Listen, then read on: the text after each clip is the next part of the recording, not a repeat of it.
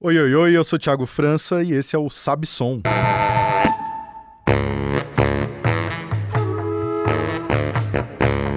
Sabe Som é um podcast e agora programa de rádio totalmente dedicado a falar de música, de arte, cultura e outros assuntos que orbitam o tema. Sempre recebendo aqui artistas incríveis para falar das suas carreiras, das suas produções, das suas vidas também, falar de política, falar de muita coisa.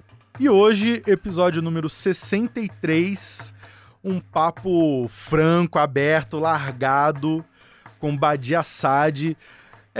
Não dá nem pra falar que a Badi é uma multi-instrumentista, porque ela é muitos instrumentos ao mesmo tempo, é tudo ao mesmo tempo. Quem já viu já se impressionou muito, quem não conhece pode procurar porque vai se impressionar. Muito expressiva, virtuose, e a gente teve um papo aqui cheio de revelações. Então confere aí, episódio número 63 do Sabe Som, hoje com Badi Assad.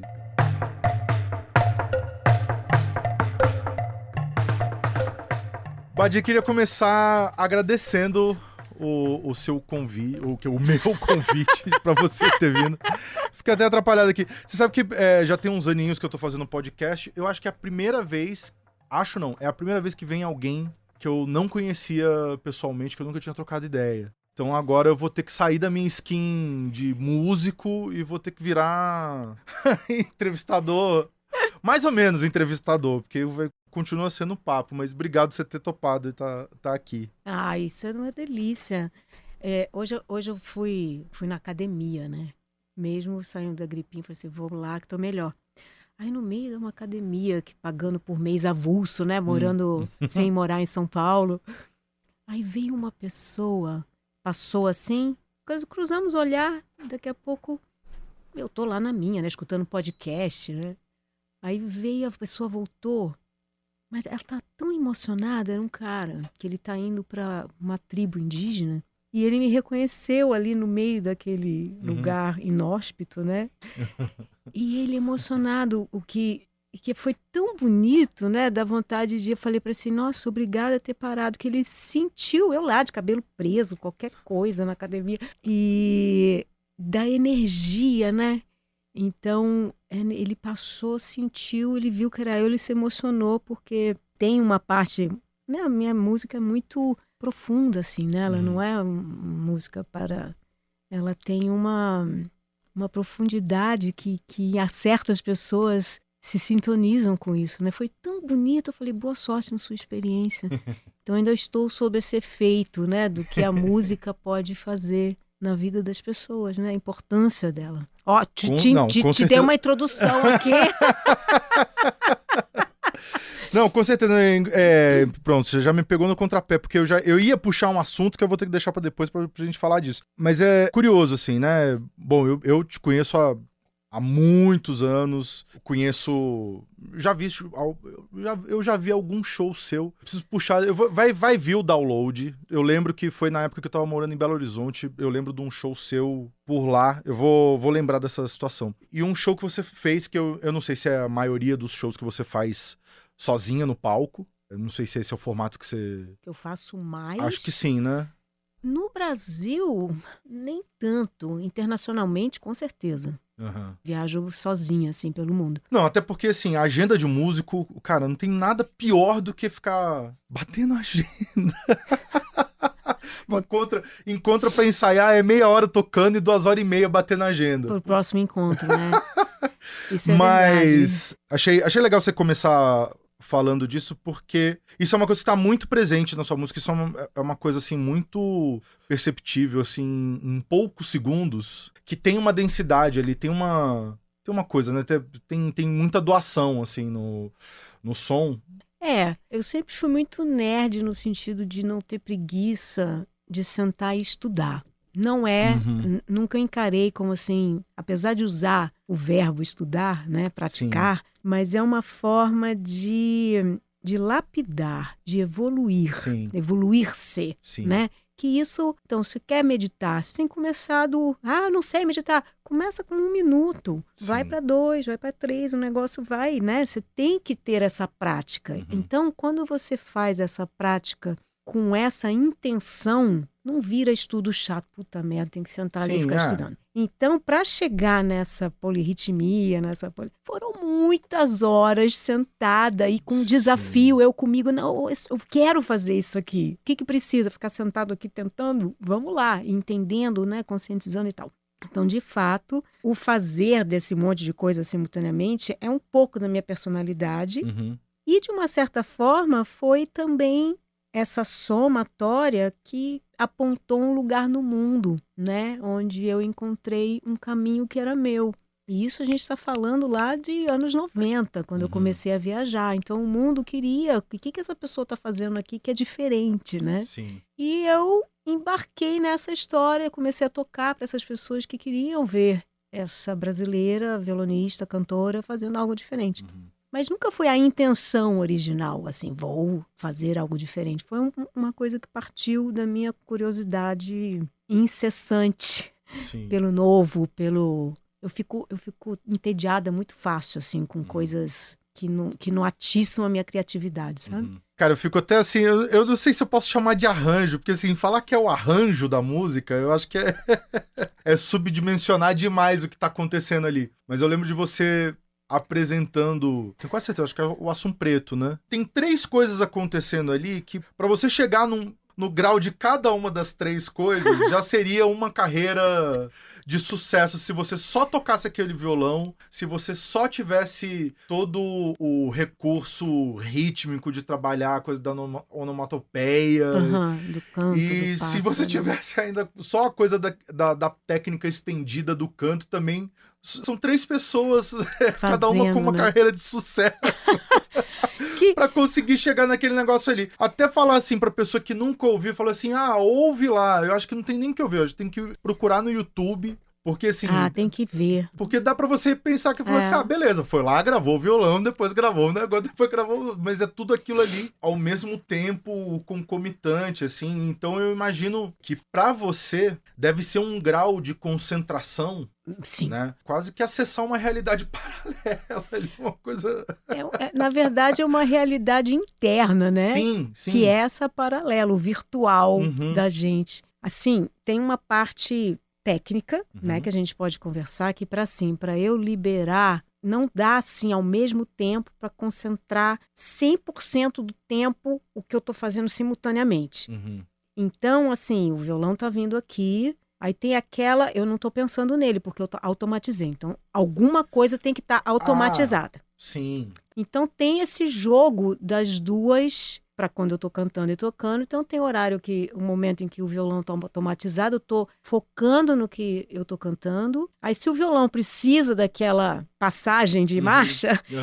A concentração vai momentaneamente para o violão e aí o canto fica automático. Sim. E é essa dança entre os dois universos que possibilita fazer essa projeção das duas coisas acontecendo simultaneamente. E o que une, na verdade, além dessa parte técnica, é a emoção. A emoção que é o amálgama. Tem uma coisa meio quase de um transe, eu acho, né? É isso, tudo que a gente tem que executar, que é muito difícil, você tem muito tempo de preparo prévio, né? É isso, é você porque na hora não pode pensar. Você tem que estar ali só concentrado, deixando a coisa fluir. Você não vai resolver nada no palco, né? O músico, ele se resolve em casa, longe de holofote, é lá que você resolve as coisas, né? Igual, sei lá, igual o jogador de futebol. Você tem que estar preparado pra qualquer parada ali, né? Exato, ali não dá, vamos reprisar? Não dá. Não tem isso, né? E aí, com esse pensamento, daí vem outros processos evolutivos do ser, né? Vamos falar assim, porque você tem que estar amadurecido o suficiente para aceitar que a perfeição é algo inatingível no sentido, tem sempre um caminho a percorrer. Então, assim, erro não tem.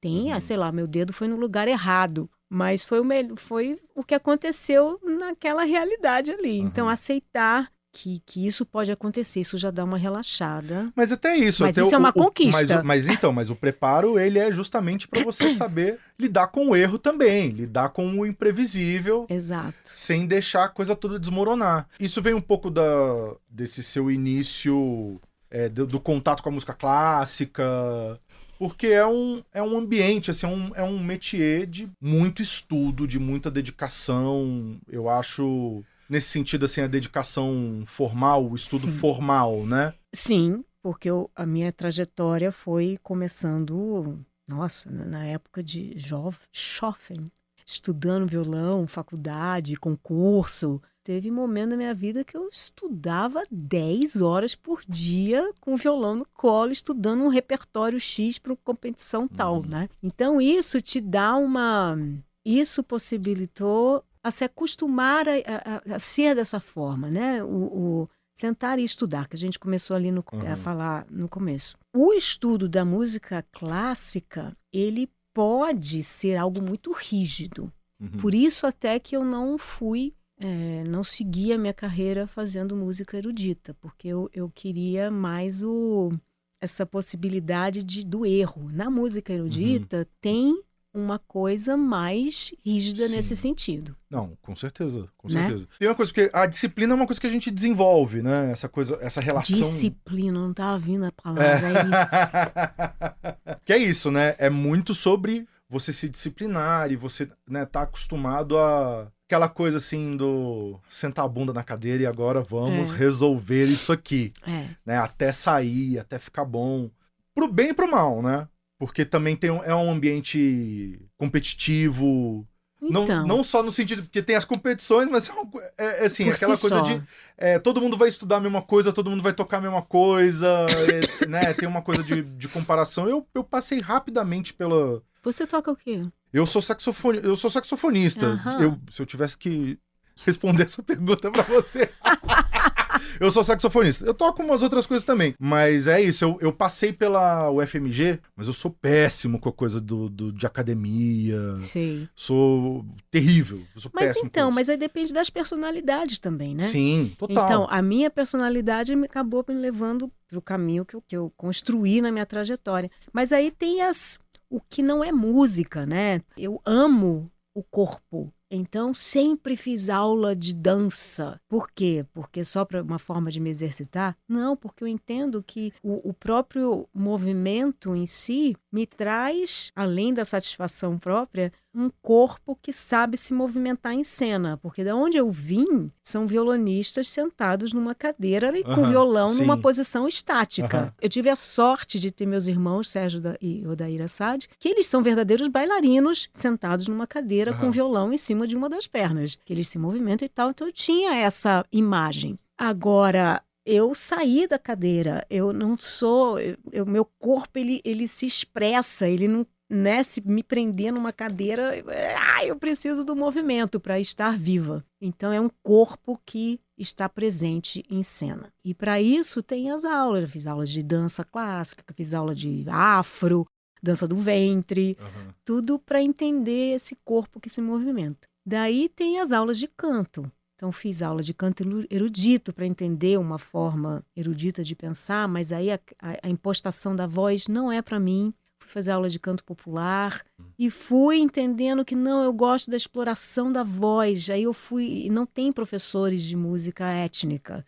Então, é uma coisa muito da tua pesquisa. Então, como é que os pigmeus fazem? Você ouve, aí tenta imitar...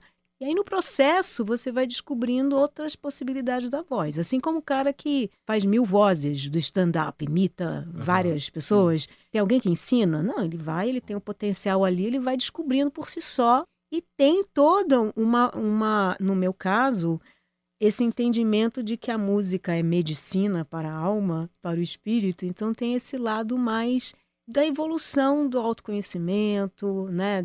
Sempre tive, desde os meus...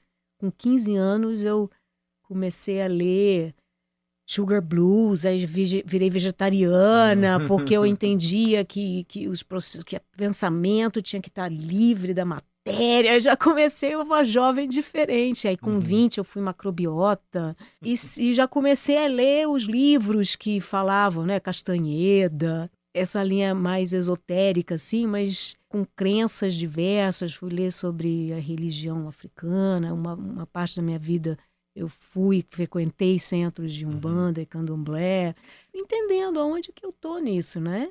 Então, assim, hoje eu tenho...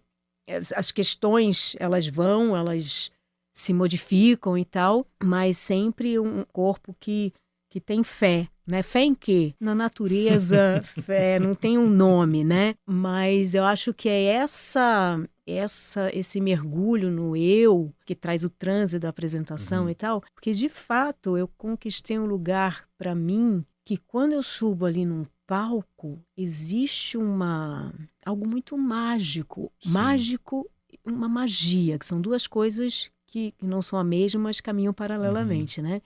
Acontece as duas coisas ali, porque existe uma parte da gente que a gente não tem possibilidade em 1 hora de apresentação, né? 1 hora de existência aqui da minha vida. Eu subo nesse palco 1 hora aqui com vocês. Quem está presente vai influenciar essa 1 hora minha aqui, porque energia, claro, ela... Né? Uma pessoa de mau humor entra na sala, a gente fica incomodado. Sim. Uma pessoa de alto astral entra na sala, a gente se sente melhor. Então, depende não só das pessoas, mas o momento em que aquelas pessoas estão vivendo, que estão ali junto com você nessa 1 hora. Então, essa troca, ela existe. Então, isso é uma coisa. Aí, se você não aprender a ter as suas formas de se proteger, você pode, inclusive, ser afetado negativamente para a sua performance em cena. Sim, com certeza. Então, você vai aprendendo. Isso é só uma experiência, né? O jovem, para entender isso,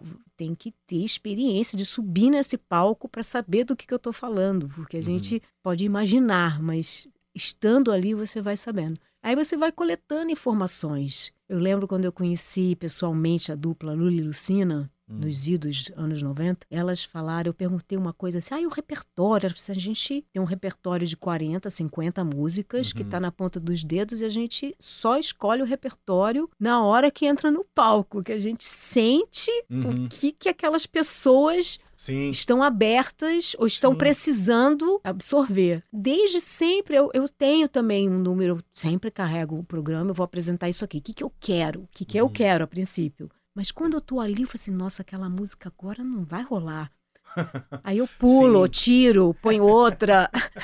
Então, quando eu faço concertos fora do país, que às vezes eu me apresento em lugares que imprime o programa ainda, meses com antecedência, eu falo assim, eu te mando, mas pode ficar tranquilo que se eu mudar, eu anuncio, né? Porque essa liberdade, o que é na música clássica é uma coisa mais rígida, porque assim, você está apresentando uma suíte, a plateia não pode bater palma entre as músicas. É de outro jeito, é uma outra experiência. É uma outra experiência, e não é pra mim. A hora que acaba, que eu não quero participar, né? Enquanto público também. Então, eu sempre fui uma jovem, uma pessoa que tá ligada nessa missão da música, vamos dizer assim, né? Porque eu tenho muito como sendo, que nesse rapaz que eu falei hoje, no meio ali dos pesos, ele foi ali, ele chorou, ele se emocionou, caiu, você vê, os olhos se umedeceram, entendeu? Você vê que poder que tem essa música. E aí tem uma outra parte que a terapia ajuda, que é para lidar lidar com o ego. Porque saber que né, o que constrói a vida ao redor de quem tem aparência pública, se começa a trazer para si, aí você vai se perdendo de você, né? Então isso é um exercício constante, tem sempre... Não, mas eu falo, isso eu falo direto para os meus alunos, né? Você dá aula do quê? Eu dou aula de saxofone, né? E coisas relacionadas à música e tal, mas é isso. Nota longa, escala, arpejo e terapia. É isso que tem que fazer, instrumentista. E essa quarta, não só para saxofonistas, mas para músicos de outros instrumentos também. Que aí era o ponto que eu queria começar o papo, porque eu sei que você tá aqui em São Paulo, que você veio gravar disco. Sim. Você tá gravando com o Sérgio Machado. Ai, tô! Baterista, e o Fábio Sá. Sim. Baixista. E a Débora Gurgel. Com a Débora Gurgel. Olha só, eu falei rapidinho essa semana com o Décio Sete, que inclusive te mandou um beijo. Ah, sim.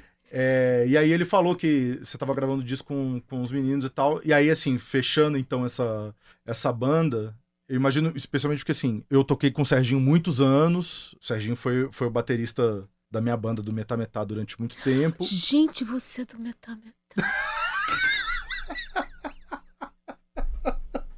Que vergonha. Tá Eu tô tudo falando, bem. o Lé com Cré, gente. Estamos entre Agora, amigos, tá tudo bem. Eu entrei numa sala, vou num podcast lá na Alameda Norte, mãe, entra aqui. Tá tudo bem, estamos entre amigos, tá tudo certo. Caramba, eu falando, você toca o quê? Ai, gente, eu toco saxofone. Eu toco outras coisas. Você sabe por eu ainda gaguejei a hora que você respondeu.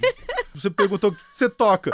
E assim, por um segundo, eu tava com o banjo na cabeça, assim, eu dei uma bugada de você falar assim, eu não toco banjo. Eu não posso falar que eu toco banjo, que eu toco cavaquinho, que eu canto. Não, eu sou saxofonista.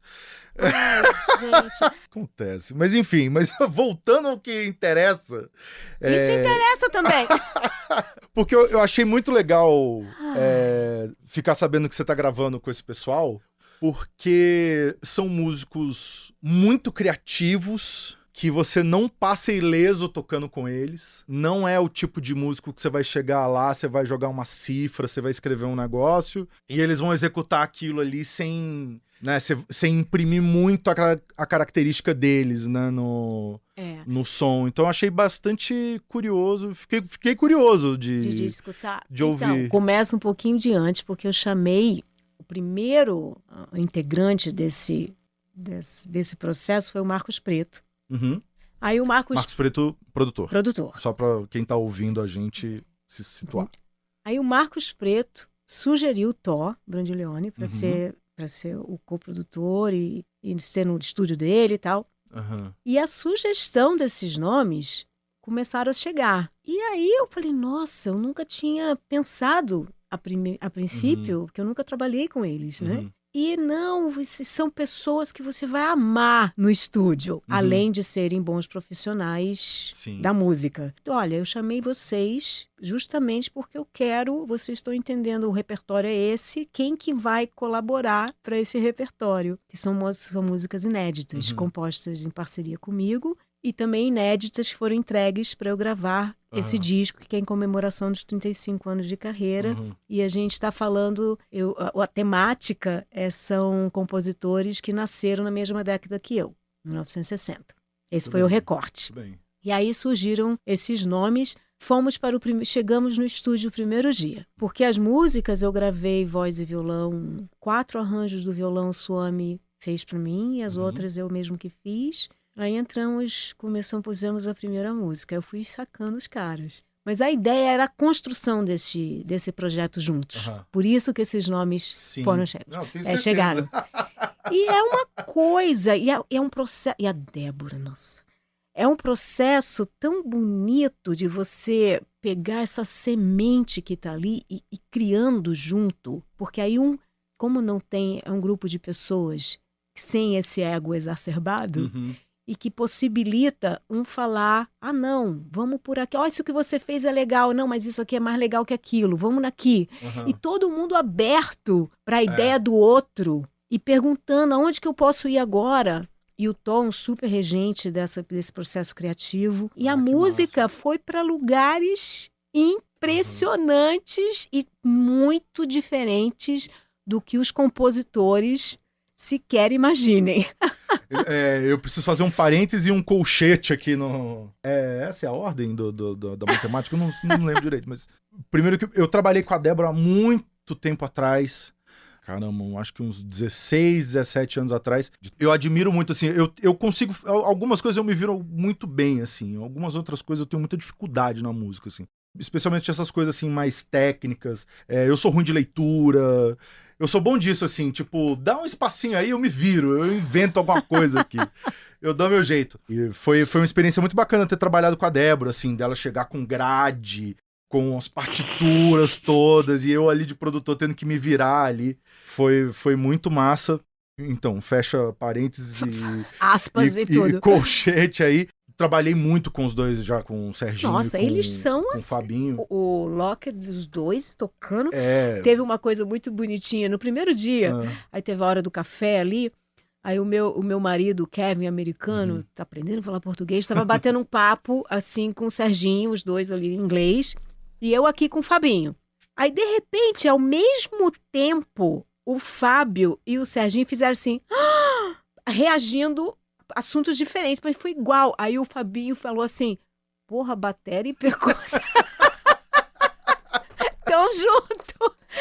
E eu falei, olha, eu fui entendendo quanto que eles já fizeram trampo juntos e tal, mas tem uma sinergia nos dois ali de tempo que é ridículo. Sim, não, e tem essa coisa dos inventores, né? Dos criadores, assim. A gente já trabalhei muito com os dois, assim, de coisa Eles são assim, muito rápidos.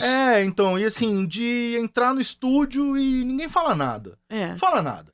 Começa a tocar, vai ouvindo, vai, sabe, a coisa tudo vai se ajeitando, assim. Eu gosto demais de trabalhar assim, né? Deixando as pessoas... Porque você começa a receber muita coisa inesperada, né? Você também sai do seu lugar ali, né? Você, às vezes, chega no estúdio com um monte de coisa pré-concebida, e aí também você reage a um monte de coisa, vai sendo surpreendido. É uma forma de chegar no estúdio com as coisas. Eu já passei, já gravei 20, né? Então já teve de tudo. Agora, esse tá especial de criar, eu já tive de criação, mas em ensaio. Cria, aí chegou num desenho, vai lá e executa esse desenho, né?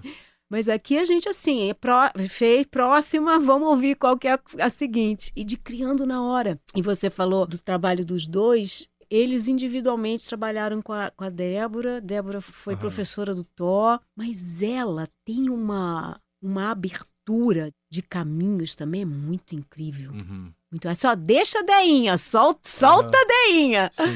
E aí eu percebi esses universos também muito rapidamente do processo criativo de cada um.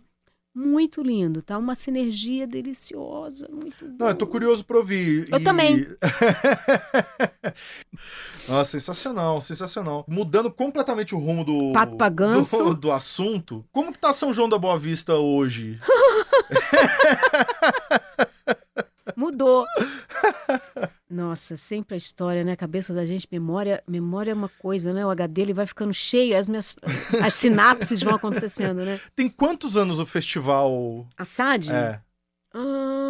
Eu acho que 13, se não me engano, já. Nossa, Há pouco tempo fez 10 anos.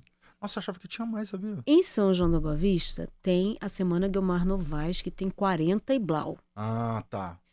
Pode ser. E aí o Festival Assad foi... Eu tenho que memorizar quando que foi a estreia, que a gente faz a conta, né? Mas faz uns 13 anos, 14. Sempre acontece na última semana de julho. E foi uma ideia que partiu de duas produtoras, as professoras do conservatório chamado Clã. Clã é em São Paulo, né? CLAC. CLAC. Que tal? A gente, sensacional, né? Ter um festival dedicado à família. Então, o legal do festival é que ele é aberto às facetas da família. A família tem o Sérgio Dair Assad, né, que são violonistas que construíram a história dentro desse universo erudito.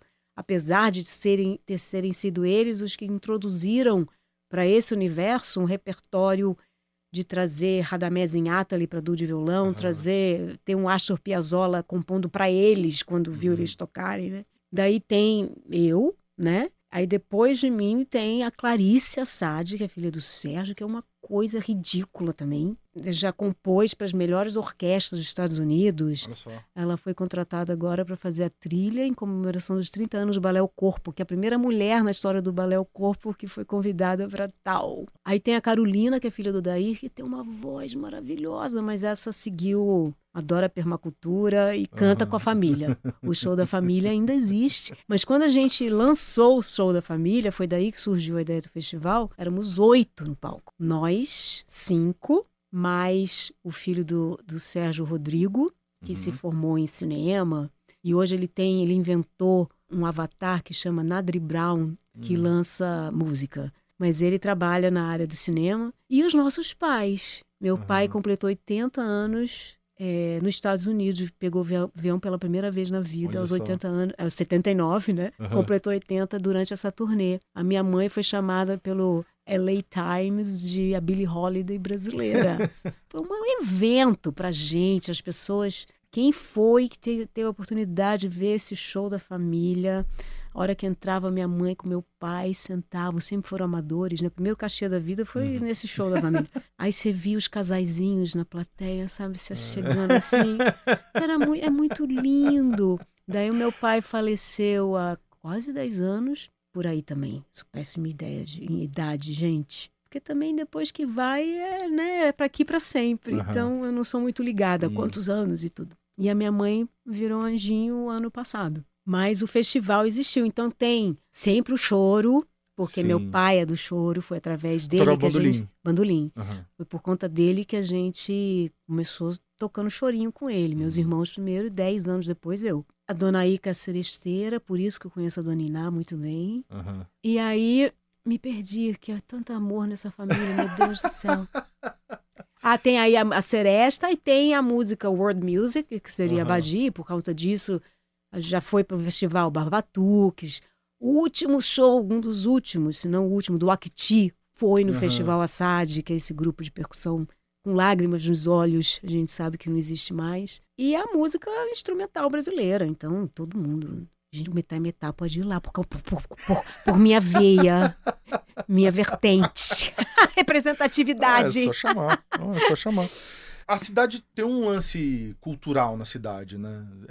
A cidade é meio eu não sei, eu tô falando assim, ó, eu nunca fui. Você nunca foi? Eu nunca fui, e eu conheço muito, assim, das pessoas falarem, assim, sei que seu pai tocava bandolim, né, de orelhada, assim, de ouvir as pessoas falando e tal. Mas eu tenho a sensação de que é um oásisinho, assim, né? A gente fala, bebeu água do Rio Jaguari. Tem muito músico, artista, que sai daquela cidadezinha ali. A algum mistério, magia ali do palco. Mas primeiro foi a grande Guilmar Novaes, né? Mas aí tem figuras, Edivina Noronha, aquela compositora do bolinho de fubá, que ficou famoso na voz da Inesita. O bolinho mais gostoso é o de fubá, é da Dona Divina. Tem a Leila Assunção, como escritora, a Pagu é de São João da Boa Vista. Então não é só das artes de uma forma geral, mas tem alguma coisa especial. Então tem o Teatro Municipal de São João da Boa Vista, lindinho, tá conservado. Na época da Guilmar Novaes, ela que tocava no cinema mudo lá, então ele já era cinema, mas depois virou aquela dobradinha sacanagem karatê, que foi na década até o final da ditadura, que virou, aí era um lugar meio maldito. Meu pai falava, não vá lá. Aí depois um grupo de uma prefeitura, que eu não vou me saber qual, assumiu, e aí um pessoal batalhou e restauraram, então... E tem esses movimentos, né? A Semana Guilmar Novaes acontece, o Festival Assad acontece, agora existe o Clube do Choro, Jorge Assad, que é em homenagem ao meu pai. A cidade não tem um porte muito grande, mas ela foi incluída no circuito do Sesc, que ele faz pelo interior, né? Sim, que vai nas cidades que não tem Sesc, né? Vai levando, sim. São João não estaria dentro do porte habitacional, porque tem menos coat, mas acontece lá. Né? Tem o teatro, agora ele tá sendo. Eu fui ver o Lenine, foi fazer show lá, que aí aluga o teatro e vai fazer, correr o risco. Corre o risco de uma bilheteria, ainda existe, não sei, ainda não tá mais existindo isso, né? Opa, está, viu? Meu Deus. Não, aí só fica no... O risco, hoje no risco, sair de casa... só fica no risco. Sair de casa já é um risco danado hoje em dia, já não tá... Não, o que eu quis dizer é que fica difícil hoje em dia correr esse risco. Sim. Porque depois da pandemia mudou muito, né? Sim. Mudou a realidade do ser humano, mudou enquanto as pessoas não saem da mesma forma que saem, as necessidades das pessoas foram para outro lugar. Eu vou abrir outro parênteses aqui, só para você que está nos ouvindo, seja no rádio ou no seu aplicativo de streaming, todos esses nomes que a gente está falando aqui, os artistas, as músicas, eles vão estar numa playlist para você ouvir, para você pesquisar, e o link da playlist está na descrição do podcast, no aplicativo de streaming. E aí também estendendo o parênteses, que o Metá também fez uma trilha pro Grupo Corpo, em 2017. Sim. E aí fica o apelo aqui da direção para Jussara Marçal comparecer um dia aqui na gravação do podcast, que ela tá fugindo. Eu já tentei. Jussara, eu vim antes de você, não, tem alguma coisa. Vamos ali acender as nossas velas. Mas, Badil, sobre sua carreira, e aí pegando o gancho disso que você acabou de falar, você tá muito fora do Brasil também. Você acha que tem alguma coisa de semelhante nesse pós-pandemia disso que você tá falando, né? A necessidade das pessoas mudou, os hábitos mudaram. Eu acho que a gente não tem o distanciamento histórico ainda suficiente para entender a dimensão e a profundidade do impacto que foi a pandemia nas nossas vidas. Aqui no Brasil a gente já tá vendo, as coisas tão diferentes, né? Porque além da pandemia também tem um contexto político, né, que veio junto e tal. Tem cruzamentos, assim, tem pontos em comum. Sim. Eu recebo muita mensagem aqui, o pessoal que ouve o podcast, que acompanha e tal. Tem muito músico, tem muito artista e tal, né? Eu acho que até a gente começar a ter oportunidade de fazer um show fora do Brasil e tal, tem aquela coisa de achar que lá fora tá tudo muito melhor. Sempre teve, né? Só um detalhe. Antes da pandemia, eu queria fazer um álbum duplo, que se chamaria... Que já é um negócio muito antigo. Porque, assim, um álbum duplo, que hoje em dia tudo só existe no streaming... Como é fazer um álbum duplo? Porque eu queria fazer assim, um chamaria-se Naufrágio e o outro Ilha. Porque eu já sentia que no universo que eu frequento, né, já existia essa reclamação para todos os espaços que eu ia no mundo, de festivais, etc., como se fosse mesmo, estava naufragando. Então, assim, ia para um festival na Europa, o produtor reclamando, puta, o público já não tá vindo. Isso já por conta dos streamings, né? Uhum. Aí vai a iniciativa privada, que já começa a não botar o mesmo investimento que tinha, porque o público é uma faca de dois legumes, né? O público já não tá vindo da forma que estava, então eu já vou botar meu dinheiro no outro lugar. Uhum. Então os festivais reclamando do público. Isso antes da pandemia. Então, assim... Teatros entre 80 e 2 mil lugares estão com problema, começando a ter problema. Ou seja, 80 até 80 pessoas é fácil você colocar, acima de 2 mil também. Que coisa, né? Então, aqui, quem transita entre 80 e 2 mil já começou a ter problema ali, porque as pessoas não estavam indo nesses festivais. Mesmo festival ao ar livre, etc. Isso na Europa. Os Estados Unidos começou também os clubes já, né? Aí já começar a precisar olhar o histórico do artista, se ele vai ter potencial para ele levar o público. Porque antes, qualquer casa ajudava o artista a levar o público. Não era da competência do artista trazer o público para o lugar. Tinha uma coisa da curiosidade. Se eu quero ver o Metá, eu tenho que pagar para ver. Aí, de repente, Metá tá em todos um monte de YouTube do Metá. Então, eu vou primeiro... não, eu não vou lá não, vou ver aqui. Já estava tendo esse movimento. Aí veio a pandemia. Aí o artista, né? O salvador da pandemia foram os artistas. Para a alma desses prisioneiros, a gente, na nossa necessidade individual, né? Todo mundo no seu cercadinho, trancado, assim... A gente vive dessa comunicação, então a gente deu de graça muita coisa. A gente deu, porque a gente precisava existir e sobreviver. Do outro lado, esse público globalizado, ele começou a se acomodar muito, e se acomodou mesmo, que chegou conteúdo de graça, muito, né? E a gente assim, não, por favor, me ouça, né? Que eu tô precisando disso. Eu vou fazer 3 horas meu show de graça para você, do meu apartamento. Aí você vai em São Paulo, você vai sair, você compra 2 ingressos, aí você vai sair para jantar. Com menos de 500 paus, você não sai de casa. Então, se você não tem aqueles 500 paus, você também já pensou 2 vezes. Sai de casa uma vez no mês, o resto você vai ficar no Netflix com a pipoca. O movimento da pandemia levou a gente a perceber que ficar em casa... A gente sobrevive ficando em casa. A gente ficou 2 anos em casa. Cara, envolve tanta coisa, né? Envolve... Pô, você pode... Hoje em dia você consome do conforto do seu sofá. Você abre um aplicativo, você sai fazendo compra. É uma doideira. A experiência humana, ela é insubstituível. Exato. A gente sabe disso. Eu acho que é sobre isso, né? É isso que a gente precisa... Olha, posso eu fazer um parênteses com como é que é? Parênteses e o quê? Colchete? Não sei, depende da ordem. Semínimas. Porque aí, essa ocitocina que a pessoa vai conquistar e fabricar quando ela está ao vivo no lugar, porque ela vai sentir isso aqui do seu show, daí ela consegue isso na frente da tela quando ela tem o seu like, quando ela tem o seu novo seguidor, que dá aquela... A ocitocina, ela é fabricada nesse momento. Sim. E para o nosso cérebro, o cérebro não sabe que foi feito dessa forma ou dessa forma.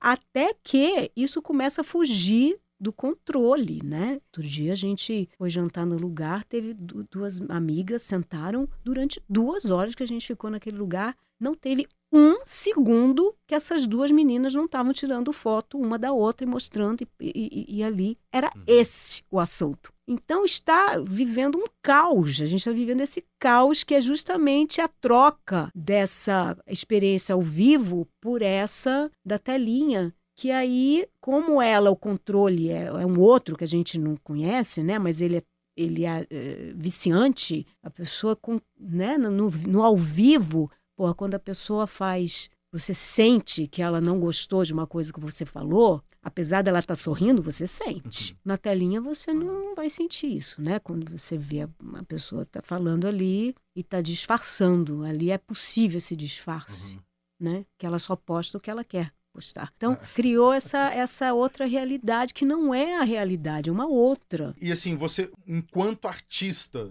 você sentiu um impacto? Você acha que mudou alguma coisa pra você, assim, artisticamente, ou no sentido de produção, ou tem algum movimento, assim, de tentar, entre aspas, assim, se adequar ao Eu momento? acho que a gente precisa se adequar ao momento, porque senão a gente vai ficando para trás. Não no sentido de ficar para trás do seu tempo. Sim. Né? Sim, apesar das dificuldades que isso possa, na realidade, acontecer. Porque assim, eu já não aprendo uma coisa com a mesma velocidade que um jovem aprende. Então, assim, quando eu aprendi um eletrônico novo, já está obsoleto, porque é muito rápido. Chegou na nossa mão é porque já tá velho já. Né? Só que aí, se você não fizer parte do que está acontecendo, você também vai envelhecendo antes do seu tempo. Porque estamos vivos agora. E agora é isso que está acontecendo. Então, não é que eu vou conseguir estar a par de tudo que está acontecendo, mas eu estou aberta. Então, existe uma nova realidade. Qual é essa? Ou até onde você vai fazer parte?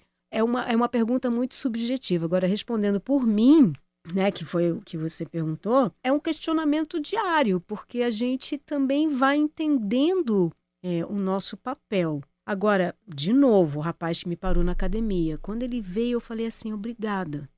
Porque eu sei que o que eu faço tem ressonância. Os algoritmos também têm a dificuldade de encontrar essas pessoas que ressoam com o que eu faço e têm a oferecer. Mas elas estão lá. Então, aí eu posso usar dessa tecnologia de alguma forma para chegar naquela pessoa. Então, é esse que é o meu uso dessa tecnologia. É para chegar naquela pessoa que eu tenho alguma coisa a oferecer. Porque muita coisa que eu ofereço não quer dizer nada para muita gente. Normal. Então, a dificuldade hoje é saber como chegar naquela pessoa. Que é uma outra forma que eu não entendi direito ainda. Acho que ninguém entendeu direito ainda, né? Porque eu conheço gente que é super sucesso na rede social, mas não consegue fazer um show ao vivo. Isso é um fenômeno que, assim, a coisa do TikTok, dos shorts e não sei o que e tal, as pessoas estão desenvolvendo um talento em serem muito boas por 30 segundos. E aí, E né? aí o show tem que durar 1h15, cara. Como é que faz? E a pessoa que vai assistir esse show, que tem 1h15, ela tem que se desligar desse outro universo da ocitocina, do like e do... Como se hoje em dia a gente não existisse sem provar o que você está fazendo na sua vida, né? Então eu acho assim, é um desafio para mim, que eu também tô. Eu vou no show, também quero postar, que eu fui assistir. Mas, interessante assim, eu tô num relacionamento novo, antigo novo, porque a gente se conheceu há 30 anos atrás e voltamos a nos apaixonar e estamos morando juntos. É um americano, Kevin Callahan. E depois que eu fiquei um tempão solteira, eu tava mais, tudo que eu fazia, eu tava postando, sei o que lá, não tava nem tendo, porque virou uma companhia, né? Sim. Aí a gente tá junto, tá fazendo outras coisas, eu falei, não quero ficar lá postando o que eu tô fazendo, eu tô vivendo, entendeu?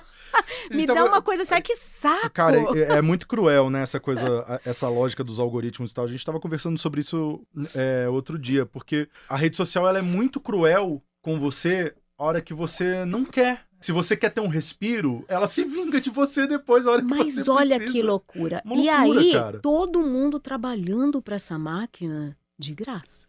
Claro, porque se a paciência da pessoa é por 30 segundos, então o nível de produção tem que ser ridículo. Sim. Só que para a pessoa fazer aqueles 30 segundos, ela não levou 30 segundos. Nossa, demora. Cara, às vezes você faz um videozinho pra você chamar a galera. Galera, vem aqui no meu show. Pô, 30 segundos às vezes vira meia hora, 1 hora. Com certeza, fácil. Mas é uma questão que todas as pessoas estão tendo respostas diferentes. Aí faz muito da tua... Eu conheço a galera que quer ir morar no mato, não quero mais estar aqui, foda-se, né? Sim. Vou vender o meu celular, vou comprar um telefone. Ainda não encontrei essa pessoa, tá? Mas... Não, tem os doidos aí. E aí, só porque eu quero entender, porque eu tô curioso com esse disco novo, pra saber, tá tudo isso nesse disco, esse recorte dentro dos compositores ali, nascidos nos anos 60, tem algum mote, tem algum tema? Não, livre. O tema é estamos vivos. E aí, então, bom, são esses compositores, você tá como intérprete, ou tem coisa sua também? Então, vou falar.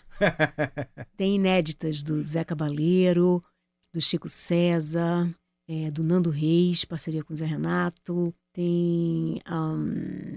é claro que a hora que vai falar tudo foge, né? Óbvio. Mas aí tem parcerias minhas com a Adriana Calcanhoto, com a Selmar, com o Pedro Luiz, com o André Bujanra, com o Otto. Ah, que demais. Outra pessoa que mandou Mosca, escreveu uma música, Possível Manual do Amor, especial para mim, para esse disco.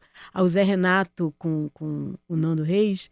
O Nando tinha escrito uma letra muito louca. E quando ele soube que eu queria gravar a música, ele mudou a letra. É a Badia que vai gravar. Eu falei assim, gente, eu nem sabia que o Nando me conhecia, mas o preto foi a ponte. Aí fiz uma outra letra. Então tá um movimento muito bacana. Então esses parceiros. Então tem 5 músicas minhas em parceria e 5 inéditas dessa galera. Você tá como compositora também. Sim. E o disco vai sair... Tem uma previsão? Vai sair como? Você tá fazendo independente? Como que tá isso? Ele foi essa nova forma, nova, médio prazo, assim, nova, porque ainda a gente explora. Mas foi um PROAC, eu ganhei para fazer essa comemoração. Então ele vai sair em vinil. O único vinil que eu gravei na vida foi em 89. A comemoração... Esses 35 anos já passou um pouquinho. Ninguém tá contando assim também. Ele vai durar também alguns anos, esses 35 aí, porque tem assunto. Mas vai sair ali para outubro, novembro, independente a princípio. Apesar... vai ser. A gente tem um cronograma a cumprir, né? Como quem conhece os editais. E agora os editais estão abertos, então a gente está todo mundo correndo. É muita loucura. Aí eu tive uma ideia para um festival de trazer essa da geração 60 para o CCBB. Aí os artistas assim, não, mas eu também já escrevi um projeto. Não, mas tá todo mundo... Porque os editais viraram, isso no país inteiro, né? Uma forma do artista ter um cachê garantido, basicamente. Né? Ter um trabalho garantido, a dignidade de fazer um trabalho garantido. Você que tá ouvindo, o artista, quando ele tá na casa dele, chega, conta de luz, conta de água, a gente paga igual todo mundo, tá? Só pra você falar assim, meu Deus, ganhou um negócio. Não, é trabalho, tá? Nossa, eu vi um dia desse uma postagem do Lulu Santos. Não sei se chegou alguém aqui, talvez tenha visto. O Lulu Santos no programa, acho que do Faustão. Assim que depois que o Collor tinha congelado a caderneta, a poupança de todos, ele falando, você não sabe, né? A gente vive do que a gente guarda. Eu não tenho salário. Exato. Então, se tudo que eu guardei e que eu tinha para gastar no mês que vem, no outro, enquanto eu não tenho trabalho, não sei o que lá, saiu. Então, e aí, né? Recentemente também Ivan Lins, com os streams, veio em público, ele no programa do TAS, falando assim, eu preciso trabalhar, porque eu não tive a inteligência ou sabedoria de economizar na vida, e agora eu preciso trabalhar. Cara, isso é uma loucura, porque foi um movimento que muita gente fez, né? De refazer banda. Eu lembro, o The Police voltou. Eu falei assim, gente, que o Sting tava quieto lá na casa dele, lá vai fazer... Que é isso, né? Porque de repente o que a gente tinha ali, o que as pessoas tinham, foi tudo por água abaixo, né? Essa mudança do streaming, essa chegada. Quem não é do métier não faz ideia do apocalipse que foi isso pra muita gente. Não, e né? assim tem, né? Desde o Napster, que começou ali, com essa ideia que a população comprou de que música, por exemplo, que nos afeta diretamente, tem que ser compartilhada gratuitamente. Pô, super legal. Só que aí, então vamos compartilhar o fazer dessa música também. Olha, gente, chegou a conta aqui do estúdio, né? Ah, não, mas agora faz estúdio em casa. Não é bem assim também. Aí tem um músico. Aí você vai querer o músico tocar. Se ele vai tocar de graça no teu disco, você vai querer chegar pra ele e falar assim, mas eu não tenho grana pra te pagar? Não, você vai querer dignificar o seu parceiro que tem a mesma profissão que você, né? Então, virou de novo a palavra, um caos, né? Então, como é que essa conta não fecha? E aí é a nossa profissão. Então, a gente também, se não lançar um novo projeto, você não tem a mesma força para fazer aquele show. Os lugares também só querem fazer lançamentos, né? Fazer os nossos lançamentos no Sesc. Não, eu quero fazer um show lá, não. Então, porque tem tanta gente fazendo. Sim. Então, a competição é para todo mundo, em todos os níveis. Artistas que não faziam shows nos Sescs estão, porque eles também não estão levando o público para os lugares, o tal do correr o risco, porque as pessoas não estão saindo da casa para eles também. Há 2 episódios atrás, eu tava aqui com o Daniel Ganjamin e a gente tava falando justamente disso, assim, falou assim, a hora que acendeu a luz vermelha pra mim, assim, do deu ruim, assim, eu falei assim, gente, a Maria Bethânia tá indo tocar no Sesc, cara, porque o negócio deu ruim mesmo.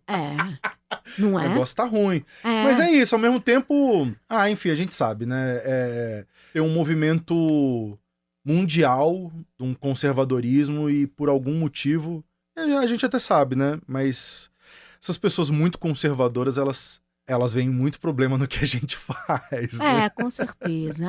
A ponta tem muito por trás dos bastidores, das intenções de tudo, né? E aí, o que nos cabe? A minha mãe, com 80, 90 anos, eu falo assim, mãe, não assiste mais o jornal, não. Porque ela lá vivendo a vidinha dela, né? Já fazendo o seu bordado todo dia. E ela assistia o jornal, ficava triste, cabisbaixo.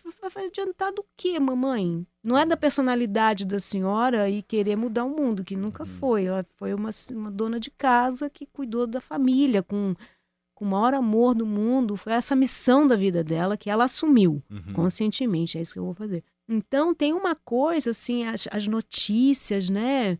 Essa necessidade do ser humano de gostar quando o outro se dana, se lasca, porque faz ele sentir melhor. Não foi comigo. Ou então, aconteceu com ele, mas acontece com essas pessoas que têm mais que eu. Então, também alimenta né? Que não é aquela coisa, você tá passando ali, tem um acidente. Todo mundo tem que parar para olhar. Eu odeio, cara, eu não paro. Mas assim, qual que é essa curiosidade? Será que, se ela for uma curiosidade genuína, se você passa por ali e vê, para seu carro e vai ajudar. Que ninguém vai vai fazer isso. E assumir que essa sabe? Se você não vai fazer isso, é só para alimentar um negócio, nossa, que mal. Mas você não parou para ajudar o cara que caiu na rua, você não parou para ajudar o vizinho. E é muito louco que aí você vai para as comunidades param para se ajudar. Isso né? É um instinto do amor que não foi, que ainda existe ali para sobrevivência até.